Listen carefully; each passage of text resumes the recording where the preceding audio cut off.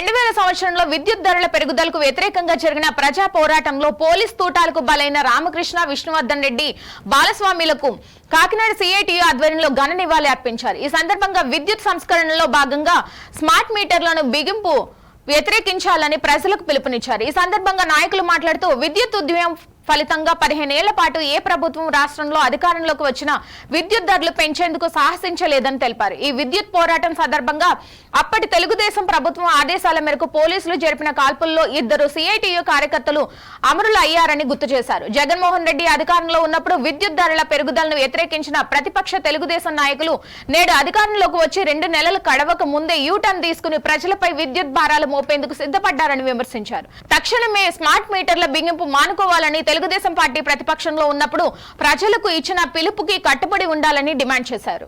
మీటర్ల బిగింపును వ్యతిరేకించారు. ఎవరు కూడా స్మార్ట్ మీటర్లు బిగించుకోవద్దు, అవసరమైతే తీసి పక్కన పాడేయండి అని చెప్పారు ప్రజలకి, రైతులకి.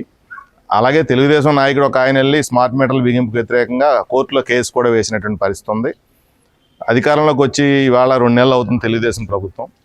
2 నెలల్లోనే ఏదైతే ప్రజలకి ప్రతిపక్షంలో ఉన్నప్పుడు చెప్పారో చెప్పిన దానికి విరుద్ధంగా యూటర్న్ తీసుకుని ఈరోజు ఆగస్టు 28వ తేదీ విద్యుత్ అమరవీరుల దినోత్సవం. ఈ రోజునే 2000 సంవత్సరంలో విద్యుత్ ఛార్జీలు భారీగా భయంకరంగా పెంచినందుకు నిరసనగా ప్రజలు పెద్ద ఎత్తున ఉద్యమించారు.